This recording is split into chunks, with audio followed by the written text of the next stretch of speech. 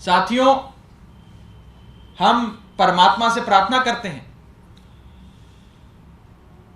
कि शहीद अग्निवीर अमृतपाल जी को अपने श्री चरणों में स्थान दे। लेकिन आज इस इंसिडेंट के बाद केंद्र में बैठी भाजपा सरकार की नीतियों पर एक बहुत बड़ा प्रश्न चिन्ह खड़ा होता है। मैं आपको साफ तौर पे बताना चाहता हूं कि यह देश सैनिकों की वजह से है, नेताओं की वजह से नहीं है। यह बात जितनी जल्दी भाजपा सरकार समझ ले उतना देश के लिए अच्छा। हमने शुरू से कहा था कि अग्निवीर योजना देश की सेना के साथ एक खतरनाक प्रयोग है। कहीं ना कहीं इससे सेना के बल पर और सैनिकों के मनोबल पर प्रभाव पड़ेगा। इस स्कीम को मत लागू करिए। लेकिन भाजपा सरकार के कान पर जू नहीं रहेंगी, जिसका आज जीता जागता उदाहरण हमने कोटली कलां के मानसा जिले में स्थित शहीद अग्निवीर अमृतपाल जी के केस में हमने देखा। यह अग्निवीर स्कीम आनन फानन में लागू करी गई और विपक्ष की जितनी आशंकाएं थी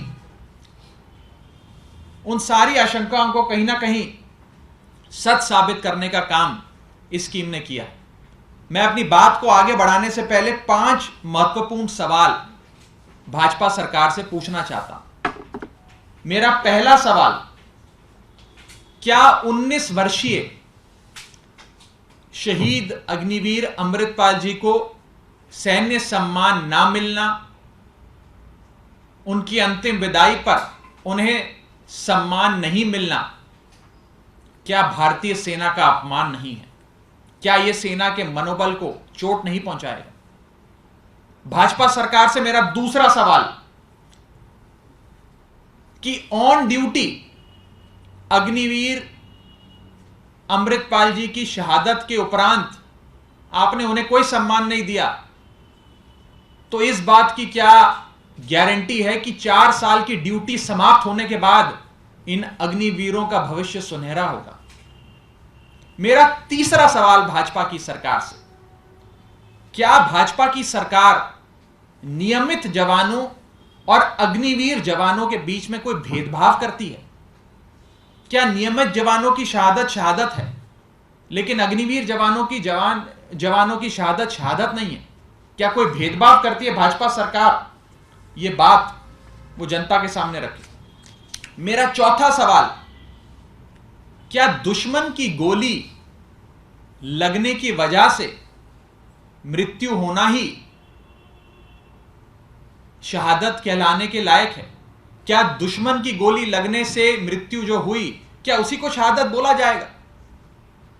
क्या ऑन ड्यूटी यदि कोई व्यक्ति किसी कारणवश शहीद होता है, मृत्यु के घाट उतरता है, तो क्या उसे शहीद नहीं कहा जाएगा?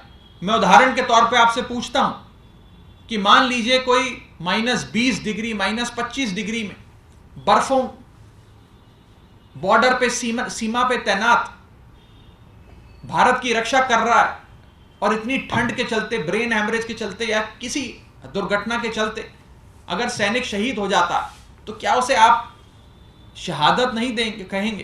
क्या उसे शहीद का दर्जा नहीं देंगे? ये मेरा चौथा सवाल भाजपा सरकार से। और मेरा 5वां और आखिरी सवाल कि अगर अग्निवीर योजना इतनी अच्छी है, अगर अग्निवीर योजना से भारतीय सेना का, भारत देश का इतना भला होने जा रहा है, तो कितने नेताओं के बच्चे अग्निवीर स्कीम के चलते भारतीय सेना में एनरोल किए?